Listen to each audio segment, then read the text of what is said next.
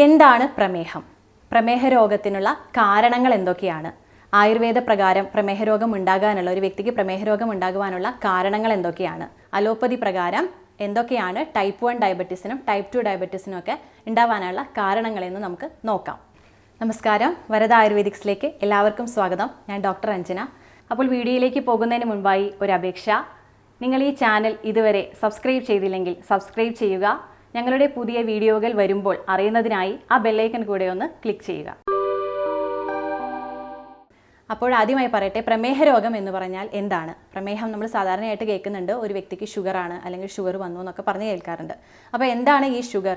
രക്തത്തിലെ അമിതമായിട്ടുള്ള ഷുഗറിൻ്റെ അളവ് എന്ന് വെച്ചാൽ നമ്മൾ സാധാരണ ബ്ലഡ് ടെസ്റ്റിനൊക്കെ കൊടുത്തു കഴിഞ്ഞാൽ ഫാസ്റ്റിംഗ് ബ്ലഡ് ഷുഗർ ലെവൽ എന്ന് പറയും. അതായത് ഭക്ഷണം കഴിക്കുന്നതിന് മുൻപായിട്ട് നമ്മുടെ രക്തം പരിശോധിക്കുന്ന സമയത്ത് അത് 80നും 120നും ഇടയിലാണ് എങ്കിൽ ആ വ്യക്തിക്ക് ഷുഗർ ഇല്ല എന്നർത്ഥം. 120ന് മേലെ ഉള്ള ഒരു റീഡിംഗ് ആണ് കാണിക്കുന്നത് എങ്കിൽ ആ വ്യക്തിക്ക് ഷുഗറിൻ്റെ സിംറ്റം സ്റ്റാർട്ട് ചെയ്തിട്ടുണ്ട്, അല്ലെങ്കിൽ ആ വ്യക്തിക്ക് പ്രമേഹ രോഗമുണ്ട് എന്നർത്ഥം.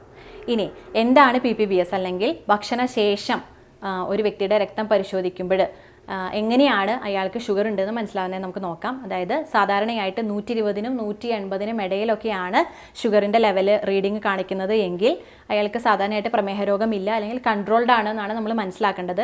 180നും മേലെയൊക്കെ പോയി കഴിഞ്ഞാലാണ് ഗുരുതരമായിട്ടുള്ള ഒരു പ്രമേഹ രോഗമുണ്ട് അല്ലെങ്കിൽ പ്രമേഹ രോഗിയാണ് ആ വ്യക്തി എന്ന് കണക്കാക്കുന്നത്. പ്രമേഹത്തിനെ പറ്റി ഒരുപാട് ആയുർവേദത്തിൽ പ്രതിപാദിച്ചിട്ടുണ്ട്. പല തരത്തിലുള്ള പ്രമേഹ രോഗങ്ങളെ പറ്റിയിട്ടും ആയുർവേദത്തിൽ പ്രതിപാദിച്ചിട്ടുണ്ട്. അത് എന്തെല്ലാമാണെന്ന് നമുക്കിനി അടുത്ത വീഡിയോകളിലൂടെ മനസ്സിലാക്കാം. അപ്പോൾ ഇന്ന് ഞാനിവിടെ പറയാനായിട്ട് പോകുന്നത് ആയുർവേദ പ്രകാരം പ്രമേഹ രോഗം ഉണ്ടാകുവാനായിട്ട് പ്രതിപാദിച്ചിട്ടുള്ള കാരണങ്ങൾ എന്തൊക്കെയാണ് എന്നാണ്. അതിൽ എടുത്തു പറയേണ്ട ഒന്നാണ് ആസ്യസുഖം, സ്വപ്നസുഖം എന്നിവ. ആസ്യസുഖം എന്ന് പറഞ്ഞാൽ ഒരു വ്യക്തിയുടെ ആസ്യത്തിന് സുഖമുള്ള എന്തും അയാൾ കഴിക്കുന്നത്. ആസ്യം എന്ന് പറഞ്ഞാൽ വായയ്ക്ക് രുചിയുള്ള എന്തും വലിച്ചുവാരി ഭക്ഷണം കഴിക്കുന്നത്, അല്ലെങ്കിൽ നമ്മുടെ വായയ്ക്ക് ടേസ്റ്റി ആയിട്ട് തോന്നുന്ന എന്തും അമിതമായി കഴിക്കുന്നത് പിൽക്കാലത്ത് പ്രമേഹ രോഗത്തിന് കാരണമാകുന്നു എന്നാണ് ആയുർവേദ ഗ്രന്ഥത്തിൽ പ്രതിപാദിച്ചിട്ടുണ്ട് ഉള്ളത്. അതുപോലെ തന്നെ സ്വപ്നസുഖം. സ്വപ്നസുഖം എന്ന് പറഞ്ഞാൽ നിദ്രയാണ്. സ്വപ്നം കാണുന്നതിനല്ല, സ്വപ്നസുഖം എന്ന് പറഞ്ഞാൽ നിദ്ര എന്നാണ് അർത്ഥം. നിദ്ര എന്ന് പറഞ്ഞാൽ നമ്മുടെ ഉറക്കം. അപ്പോൾ പകല് അമിതമായി കിടന്നുറങ്ങുന്നത്, അതുപോലെ രാത്രിയായാൽ പോലും അമിതമായി കിടന്നുറങ്ങുന്നത്, ഒരു 8 മണിക്കൂറിൽ കൂടുതലായിട്ട് ഒരു വ്യക്തി ഉറങ്ങുകയാണെങ്കിൽ ഇതെല്ലാം പിൽക്കാലത്ത് പ്രമേഹ രോഗത്തിന് കാരണമാകുന്നു എന്നാണ് ആയുർവേദത്തിൽ പറഞ്ഞിട്ടുള്ളത്. ഇനി സെഡൻഡറി ഹാബിറ്റ്, അലസമായിട്ടുള്ള ഒരു ജീവിതശൈലി ഒരു വ്യക്തി നയിക്കുകയാണെങ്കിൽ, തീരെ ആക്ടിവിറ്റീസ് അല്ലെങ്കിൽ എക്സസൈസ് ഒന്നും ഇല്ലാതെ വ്യായാമക്കുറവോട് കൂടെ സെഡൻഡറി ലൈഫാണ് ഒരു വ്യക്തി നയിക്കുന്നത് എങ്കിൽ അയാൾക്ക് പിൽക്കാലത്ത് പ്രമേഹ രോഗം ഉണ്ടാകാനായിട്ട് കാരണമാകുന്നു എന്നർത്ഥം. പാലുൽപ്പന്നങ്ങളും. പാലുൽപ്പന്നത്തിൽ എടുത്തു പറയേണ്ട ഒന്നാണ് തൈര്. നല്ല കൊഴുപ്പ് ഏറിയിട്ടുള്ള തൈരിൻ്റെ അമിതമായിട്ടുള്ള ഉപയോഗം പിൽക്കാലത്ത് പ്രമേഹ രോഗത്തിന് കാരണമാകുന്നു എന്നാണ് ആയുർവേദത്തിൽ പറഞ്ഞിട്ടുള്ളത്. അതോടൊപ്പം തന്നെ വറുത്തതും പൊരിച്ചതുമായിട്ടുള്ള ഭക്ഷണ പദാർത്ഥങ്ങൾ, കഫം വർദ്ധിപ്പിക്കുന്ന തരത്തിലുള്ള ഏതൊരു ഭക്ഷണ പദാർത്ഥവും അമിതമായിട്ട് ഉപയോഗിക്കുകയാണെങ്കിൽ ആ വ്യക്തിക്ക് പിൽക്കാലത്ത് പ്രമേഹ രോഗം വരും എന്നാണ് ആയുർവേദത്തിൽ പറഞ്ഞിട്ടുള്ളത്. ഇനി നോൺ വെജിലേക്ക് കിടക്കുകയാണെന്നുണ്ടെങ്കിൽ അക്വാട്ടിക് ആനിമൽസിൻ്റെ മാംസരസങ്ങൾ അമിതമായിട്ട് ഒരു വ്യക്തി ഉപയോഗിക്കുകയാണെങ്കിൽ ആ വ്യക്തിക്ക് പിൽക്കാലത്ത് പ്രമേഹ രോഗം വരും എന്നാണ് ആയുർവേദത്തിൽ പ്രതിപാദിച്ചിട്ടുള്ളത്. ന്യൂലി ഹാർവസ്റ്റഡ് ഗ്രെയിൻസ്, അതായത് ഏറ്റവും പുതുധാന്യങ്ങൾ ഒരു വ്യക്തി ഉപയോഗിക്കുകയാണെന്നുണ്ടെങ്കിൽ നമ്മൾ എപ്പോഴും പറയും പഴകിയ അരി ഉപയോഗിക്കുന്നതാണ് നല്ലതെന്ന് പറയും. അപ്പോൾ അതല്ലാതെ പുതിയ അരികളൊക്കെ ഒരു വ്യക്തി സ്ഥിരമായിട്ട് ഭക്ഷണത്തിൽ ഉൾപ്പെടുത്തുകയാണെന്നുണ്ടെങ്കിൽ ആ വ്യക്തിക്ക് പിൽക്കാലത്ത് പ്രമേഹ രോഗം വരുമെന്നാണ് ആയുർവേദത്തിൽ പറഞ്ഞിട്ടുള്ളത്. ഇതൊക്കെയാണ് ആയുർവേദ വിധി പ്രകാരം എന്തൊക്കെയാണ് പ്രമേഹ രോഗം ഉണ്ടാകുവാനുള്ള കാരണങ്ങളായിട്ട് പ്രതിപാദിച്ചിട്ടുള്ളത്, അല്ലെങ്കിൽ പ്രമേഹ രോഗ നിദാനം എന്ന് പറയുന്നത്. ഇനി അലോപ്പതി പ്രകാരം അല്ലെങ്കിൽ മോഡേൺ സയൻസ് പ്രകാരം എന്തൊക്കെയാണ് പ്രമേഹ രോഗത്തിനുള്ള കാരണങ്ങൾ എന്ന് നമുക്ക് നോക്കാം. ഡയബറ്റിസ് ഉണ്ടാവാനുള്ള കാരണങ്ങൾ എന്ന് നമുക്ക് നോക്കാം. അപ്പോൾ ഡയബറ്റീസിനെ രണ്ടായിട്ടാണ് മോഡേൺ സയൻസിൽ പറഞ്ഞിട്ടുള്ളത്. ടൈപ്പ് 1 ഡയബറ്റിസ് എന്നും ടൈപ്പ് 2 ഡയബറ്റിസ് എന്നും. ടൈപ്പ് 1 എന്ന് പറഞ്ഞാൽ ഇൻസുലിൻ ഡിപ്പെൻഡൻറ്റ് ഡയബറ്റിസ് മെലിറ്റസ് എന്നർത്ഥം. ടൈപ്പ് 2 എന്ന് പറഞ്ഞാൽ non insulin dependent diabetes mellitus എന്നർത്ഥം. അപ്പോൾ ഇതിൽ ടൈപ്പ് 1 അല്ലെങ്കിൽ ഇൻസുലിൻ ഡിപ്പെൻഡൻറ്റ് ഡയബറ്റിസ് മെലിറ്റസ് ഉണ്ടാവാനുള്ള കാരണങ്ങൾ എന്തൊക്കെയാണെന്ന് നമുക്ക് നോക്കാം. അതിൽ ഏറ്റവും പ്രധാനപ്പെട്ട ഒന്നാണ് ഓട്ടോ ഇമ്മ്യൂൺ ഡിസീസ് എന്ന് പറയുന്നത്. ഒരു വ്യക്തിയുടെ ശരീരം തന്നെ അയാൾക്ക് വില്ലനായിട്ട് മാറുക, നമ്മുടെ ശരീരം തന്നെ നമ്മുടെ എഗെയിൻസ്റ്റ് ആയിട്ട് പ്രവർത്തിക്കുക. അപ്പോൾ ആ ഒരു അവസ്ഥേനെയാണ് ഓട്ടോ ഇമ്മ്യൂൺ ഡിസീസ് പ്രകാരം അല്ലെങ്കിൽ ഇൻസുലിൻ ഡിപ്പെൻഡൻ്റ് ആയിട്ടുള്ള ഡയബറ്റിസ് മെലിറ്റസ് ആയിട്ട് പറയുന്നത്.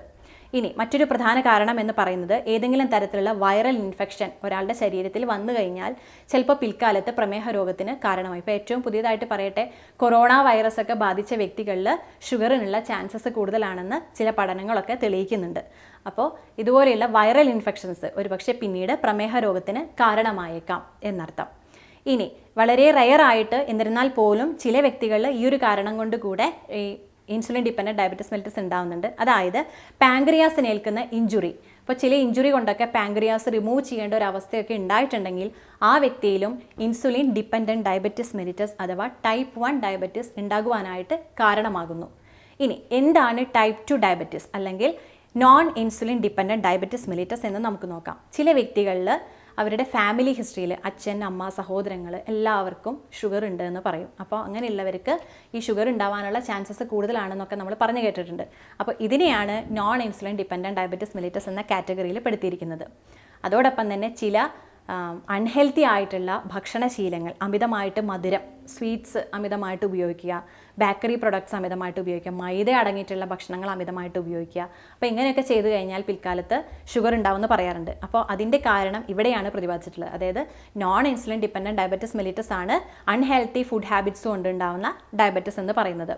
ഇനി ചില വ്യക്തികളൊക്കെ ട്രൈഗ്ലിസറൈഡ് അല്ലെങ്കിൽ ചീത്ത കൊളസ്ട്രോളിൻ്റെ അളവ് കൂടുകയും HDL എന്ന് പറയുന്ന നല്ല കൊളസ്ട്രോൾ കുറയുകയൊക്കെ ചെയ്തിട്ടുണ്ടെങ്കിൽ അങ്ങനെയുള്ളവരിലും ടൈപ്പ് 2 ഡയബറ്റിസ് മെലിറ്റസ് കണ്ടുവരാറ് ഉണ്ട്. ഇനി അതോടൊപ്പം തന്നെ PCOD എന്ന് പറയുന്ന സ്ത്രീകളിലെ പോളിസിസ്റ്റിക് ഒവേറിയൻ ഡിസീസ് എന്ന് പറയുന്ന ഒരു കണ്ടീഷൻ ഉണ്ട്. അപ്പോൾ ആ ഒരു അവസ്ഥയിലിരിക്കുന്ന സ്ത്രീകൾക്കൊക്കെ പിൽക്കാലത്ത് ഒരുപക്ഷെ ടൈപ്പ് 2 ഡയബറ്റിസ് ഡെവലപ്പ് ചെയ്യാനായിട്ടുള്ള സാധ്യതകളുണ്ട് എന്നാണ് പഠനങ്ങൾ തെളിയിച്ചിട്ടുള്ളത്. അപ്പോൾ ഇതൊക്കെയാണ് സാധാരണയായിട്ട് non insulin dependent diabetes mellitus അല്ലെങ്കിൽ ടൈപ്പ് 2 ഡയബറ്റിസ് മെലിറ്റസ് ഉണ്ടാവാനായിട്ടുള്ള കാരണങ്ങൾ എന്ന് പറയുന്നത്. അപ്പോൾ എന്താണ് പ്രമേഹ രോഗമെന്നും പ്രമേഹ രോഗം ഉണ്ടാകുവാനായിട്ട് ആയുർവേദം പ്രതിപാദിച്ചിട്ടുള്ള കാരണങ്ങൾ എന്തൊക്കെയാണെന്നും മോഡേൺ സയൻസ് പ്രകാരം എന്താണ് ടൈപ്പ് 1 ഡയബറ്റിസും ടൈപ്പ് 2 ഡയബറ്റിസ് എന്നും നമ്മൾ കണ്ടു. ഇനി ഏതെല്ലാമാണ് ആയുർവേദ പ്രകാരമുള്ള വിവിധ തരത്തിലുള്ള പ്രമേഹ രോഗങ്ങൾ എന്നും അത് ഇന്നത്തെ കാലത്ത് സാധാരണയായിട്ട് പറയുന്ന ഷുഗറുമായിട്ട് അതിന് ബന്ധമുണ്ടോ എന്നൊക്കെ നമുക്ക് ഇനി വരും വീഡിയോകളിലൂടെ കാണാം. അപ്പോൾ ഇന്നത്തെ വീഡിയോ നിങ്ങൾക്ക് എല്ലാവർക്കും ഇഷ്ടപ്പെട്ടു എന്ന് കരുതുന്നു. ഇഷ്ടപ്പെട്ടെങ്കിൽ തീർച്ചയായിട്ടും ലൈക്ക് ചെയ്യുക. ഈ ചാനൽ ആദ്യമായി കാണുന്നതെങ്കിൽ സബ്സ്ക്രൈബ് ചെയ്യുക. പുതിയ വീഡിയോകൾക്ക് വേണ്ടി ബെൽ ഐക്കൺ കൂടെ പ്രസ് ചെയ്യുക. നന്ദി, നമസ്കാരം.